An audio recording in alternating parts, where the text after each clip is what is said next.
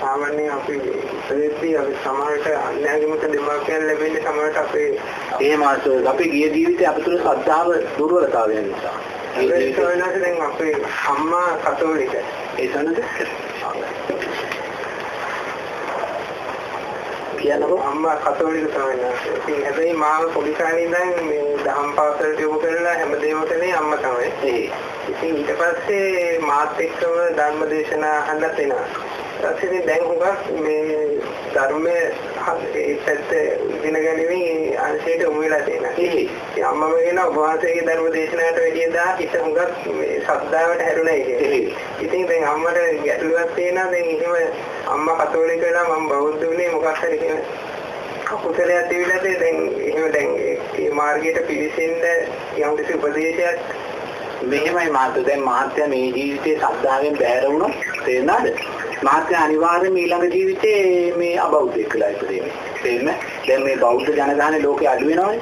බෞද්ධ ජනගහනේ අඩු වෙලා අන්‍යාගමිකයන් ජනගහනේ වැඩි වෙනවා. දැන් මුස්ලිම් ආගමේ ජනගහනේ වැඩි වෙනවා. දැන් කියනවනේ ඔබ අපේ අයත් කෑ ගහනවනේ. ඒක දැන් මේ මොකද්ද වෙන්නේ? බෞද්ධයා ශ්‍රද්ධාවෙන් බැහැර වෙන්න බෞද්ධයා මිහිල්ලා උප්පත්තිය ලබන්නේ අර මුස්ලිම් අම්මලාගේ මව්කුසවල. ඒක දැන් මේ මුස්ලිම් ජනගහනේ වැඩි වෙනවා කියන්නේ මේ වෙන කොහෙන්වත් ආපු ජනගහනයක් නෙමෙයි. මේ අපේ නෑ තමයි ගිහිල්ලා උප්පත්තිය ලබන්නේ. මොකද මෙතන ශ්‍රද්ධාවෙන් බැහැරුණා. ඒ ශ්‍රද්ධාවෙන් බැහැරුණාට පස්සේ ආයිමත් යාර ශ්‍රද්ධාව තියෙන මව්කුසක් හම්බ වෙන්නේ නෑ. ඒක හේතුඵල ධර්මයක්. තේරුණාද? ඒ නිසා මහත්යාගේ අම්මා ක්‍රිස්තියානි ආගමේ උප්පත්තිය ලබන්නේ නැත්තේ ගිය ජීවිතය තුළ මොයම් මේකකින් එක්ක ක්‍රිස්තියානි ආගමේ කෙනෙක් වෙලා ඉන්නේ නැති එක්ක ශ්‍රද්ධාවෙන් බෞද්ධයෙක් වෙලා ඉඳලා බැහැර වෙන්නේ නැති. තේරුණාද? ඉතින් මහත්යා මෙතෙන්ට ලැබුණේ මහත්යෝ ඉතින් ඒක මහත්යාගේ කුසල ශක්තිය. අම්මට ඒක ගැටලුවක් නෑ මේ මාර්ගයට පිවිසෙන්න. නෑ කිසිම ගැටලුවක් නෑ. බුදුරජාණන් වහන්සේ ළඟට ආවේ කවුරුත් අන්‍යාගමික කියන්නේ. කවුරුත් එදා බුදුරජාණන් වහන්සේ පහළ වෙනකොට බෞද්ධ ආගමක් තිබෙන්නේ නෑනේ ලෝකේ. බුදුරජාණන් වහන්සේ ළඟට ආපු හැම කෙනාම ඔන්නන්‍ය මේ ආමුදුරන්ගේ පටන් ඔක්කොම අන්‍යාගමිකයෝ නේද? ඉතින් ඒ නිසා ඒගොල්ලෝ ඇවිල්ලා තමයි බුදුදහම වැළඳගත්තේ. ඒ මුණක් ධර්මයේ මේ අහන්න මේවා කරන්න පිනක් තිබිලා තියෙන ඒක යාගේ කුස. ඒක කල්යාණ මිත්‍ර ආශ්‍රය. මොකද මහත්යාගේ ආශ්‍රය ලැබුණා නේද? මහත්යාගේ ආශ්‍රය ලැබෙන්නේ නැති ඒ සද්ධර්මයේ ශ්‍රවණය කරන්නේ නැති අම්මට ඒ ශ්‍රවණය කළා වූ සද්ධර්මයේ නුවණින් මෙනෙහි කිරීමේ ශක්තිය තිබුණා. මොකද ඒ මොනවත් තිබිලා වැඩක් නැහැ. යා නුවණින් මෙනෙහි කරන්නේ නැත්තම්. දැන් සමහරු ගිහිල්ලා තමන්ගේ අම්මලාට බණ අහන්න දාලා දෙනවා එක්කන් එනවා ඉවර. නමුත් ඒ අම්මා ධර්මයට එන්නේ නැහැ. මොකද ඒවා මොනවා කළත් එයාලා නුවණින් මෙනෙහි කිරීමේ ශක්තිය නැහැ. ඒ නිසා මහත්යා කල්යාණ මිත්‍රයෙක් කියලා මහත්යා බණ අහන්න සැලසුවා. ඒ අම්මට ඒක නුවණින් මෙනෙහි කිරීමේ ශක්තිය එයා හරි වැරද්ද තෝරගත්තා. එච්චරයි. මේ මාර්ගයට පිවිසුණා කියන කාරණාවට ඒකට දැන් මේ ඇත්තේ තියෙන යම් කිසි දේවල්කට ඒක උපකාර කරනවා. ඒකට එහෙම ඒ විදිහට කරගෙන ඒක ප්‍රශ්නයක් නෑ. ඒ නමුත් ශ්‍රද්ධාව සකස් වෙන්නේ නෑ. ශ්‍රද්ධාව සකස් වෙන්න එක තැනක ඉන්න ඕනේ.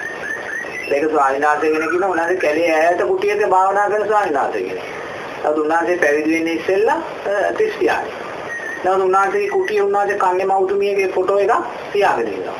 ඉතින් ඇයි කියලා ඇහුවාම උන්වහන්සේ කියන මේ ෆොටෝ එක දැක්කම මට උඟක් භාවනා කරන්න ලේසියි කියලා.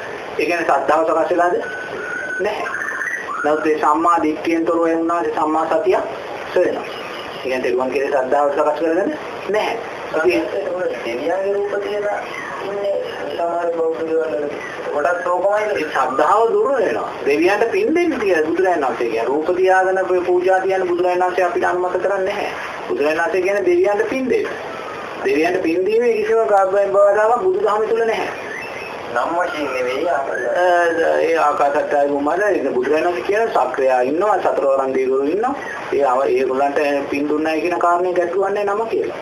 නමුත් එහෙම නම කියන්න අවශ්‍ය නැහැ. මහේශාක්‍ය අල්පේශාක්‍ය දේවරු කිව්වම දේවරුන්ට ඒ පින ආදාළ වෙනවා.